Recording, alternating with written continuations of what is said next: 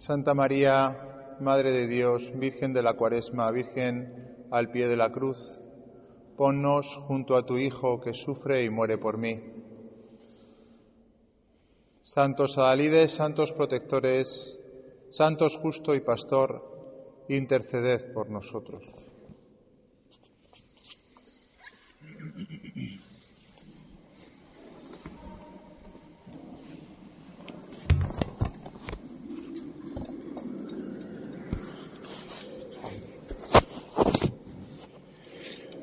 Voy a intentar daros unas ideas para la oración de hoy que nos pueda ayudar a todos a unirnos con el Señor y a unirnos entre nosotros para tener este día de convivencia juntos y junto al Señor, haciendo familia junto al Señor. La Iglesia nos propone en este cuarto domingo de Cuaresma la parábola del Hijo Pródigo, que la conocemos, la hemos meditado muchas veces, quizá incluso desconectamos cuando la leemos y que sin embargo pues tiene una profundidad muy grande a mi modo de ver. Creo que seguramente vosotros habéis pensado mucho más que yo, porque muchos de vosotros sois padres biológicos y quizá es más fácil, siendo padre biológico, entender qué pasa con este hombre misterioso, pues que sufre dos hijos ingratos. Dos hijos ingratos que con diferentes ingratitudes, pero que hieren su corazón. Y lo cierto es que, y eso también es curioso, ¿no? En la parábola el padre está solo, no aparece que haya nadie más, no aparece la esposa, la madre de los hijos, ¿no? Lo cual da a entender quizá que esa figura, la figura del padre, es la figura de Dios, porque nosotros normalmente solemos identificarnos más la criatura con un personaje femenino. Dios lo da todo, es la figura más masculina, por decirlo así, mientras que el alma, por decirlo así, es la figura que recibe, ¿no? Y sin embargo aquí el protagonista de la parábola pues es un padre que está solo y que tiene dos hijos ingratos. Luego, obviamente, podemos identificarnos con cualquiera de los dos hijos, pero me imagino que según va pasando nuestra vida espiritual, la idea es que nos vayamos identificando con el Padre. De hecho, conocemos esta parábola como la parábola del Hijo Pródigo, pero podríamos conocerla como la parábola del Padre Bueno. De hecho, cuando Jesús plantea la parábola, de alguna manera la plantea a los fariseos y a los escribas, dando a entender cómo tiene que ser Dios para con los pecadores. Bueno, el hijo menor, todos sabemos la historia, no hace falta que la leamos, ¿no? El chico que se va de casa y busca la felicidad pues fuera de casa, pues en la idea que tiene él de aquello que le va a dar la felicidad, que obviamente se la da a corto plazo, pero no se sostiene, no es algo que sirva para más adelante.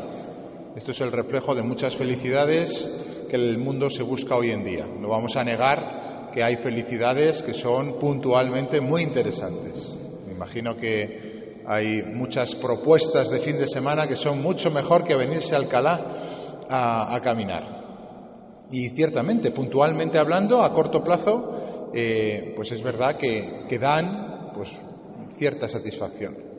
Pero, y esto es bonito escucharlo a los jóvenes cuando te lo cuentan, el lunes por la mañana no sienten el corazón lleno. No tienen la sensación de que el fin de semana les haya dado fuerza para la semana, les haya dado sentido a la vida, llamadlo como queráis, decidlo como queráis, pero solo funcionan a corto plazo esas gratificaciones. Sin embargo, hay gratificaciones que todos hemos experimentado aquí, que duran no solo a corto plazo, que ya de por sí llenan bastante, sino a medio plazo y a veces a largo plazo. El matrimonio es una gratificación a largo plazo, donde todo lo que uno invierte, ¿no? el Señor te lo devuelve. Largos años de entrega, de olvido de uno mismo, que uno, sin esperarlo, pero obviamente pues lo recibe de vuelta, ¿no? Con el paso de los años. Con persecuciones, podríamos decir también, como cuando el Señor dice que a los que llama también les dará el 100 por uno, pero con persecuciones, con situaciones difíciles, ¿no? Pero este chico se va fuera pensando que fuera va a encontrar, pues eso, la felicidad. Bueno, yo creo que nos pasa a todos en algunos momentos, ¿no? El mirar al lado, el envidiar. Yo creo que la envidia es un pecado que se ha puesto de moda con las redes sociales. En las redes sociales la envidia es un pecado que ha subido y deberíamos de confesarnos más de la envidia. Porque vemos la vida de los demás que aparentemente es mejor que la nuestra, digo aparentemente porque todos sabemos que no lo es, y sentimos envidia, ¿no? Y de alguna manera creemos que en esa otra situación sí que seríamos más felices que en nuestra situación. Bueno, pues el hijo menor. Que lo triste del hijo menor, como todos recordamos, ¿no? Es el momento en el cual cuando empieza no a comer tanto algarrobas, que no es eso lo que subraya el texto, sino que lo que dice es: pero nadie le daba nada. O sea, la dureza de la situación del hijo menor no es tanto que acabe en el suelo comiendo algarrobas de los cerdos, cuanto que nadie le daba nada. Y sorprende porque en casa de su padre lo tenía todo. Y su padre le daba todo. Es más, su padre le dio la herencia que no tenía que habérsela dado, porque la herencia se da cuando se mueren los padres, pero no en vida. De hecho, el pedirle la herencia, de alguna manera, es desear la muerte del padre.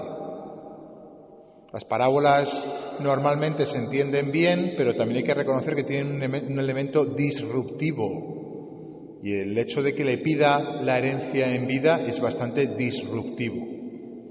No se espera que un padre en vida dé la herencia a su hijo. Y sin embargo el padre se lo da. Nadie le daba nada. Eso es quizá lo que se siente cuando uno abandona la casa del padre en búsqueda, ¿no? De esa gratificación que a veces el ser humano desea, pero nadie le daba nada. No hay que olvidar que el seréis como dioses, con el que el diablo tienta a Adán y Eva, no es falso. El deseo de ser como dioses, Dios nos lo ha puesto en el corazón. Que el diablo juegue con ellos porque nos conoce perfectamente cómo estamos hechos y, por tanto, ese ansia que tenemos interior, ¿no? De llámalo como quieras, realizarnos, ser felices, estar contento con mi vida. Eso lo llevamos intrínsecamente en el corazón cada uno, en nuestra carne.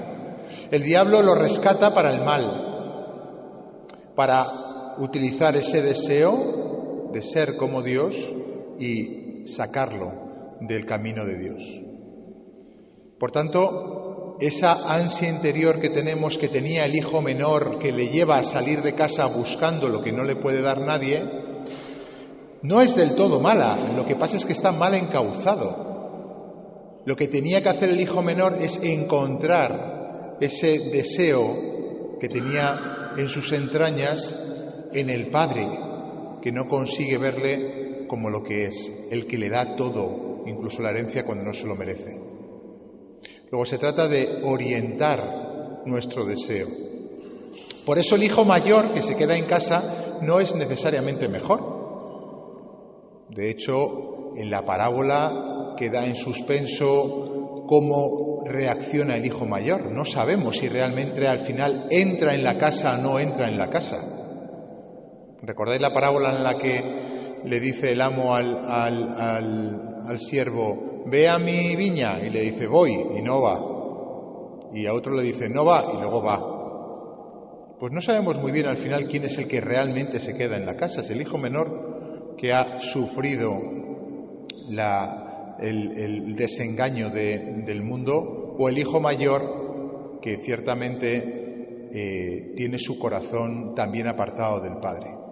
Y también sorprende eso mismo, cuando le replica al Padre, le dice: mira, en tantos años como te sirvo sin desobedecer nunca una orden tuya, a mí nunca me has dado un cabrito para tener un banquete con mis amigos. Y el Padre le dice: pero hijo, si todo lo mío es tuyo. ¿Por qué no me lo has pedido? Todo lo mío es tuyo. De hecho, no hay más gente que el padre y los dos hijos en la parábola.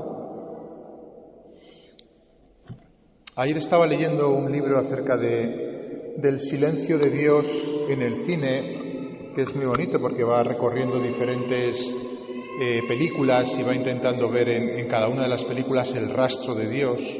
Hay una película dura que se llama Calvary, donde un sacerdote es amenazado, ¿no?, de muerte por un penitente, ¿no?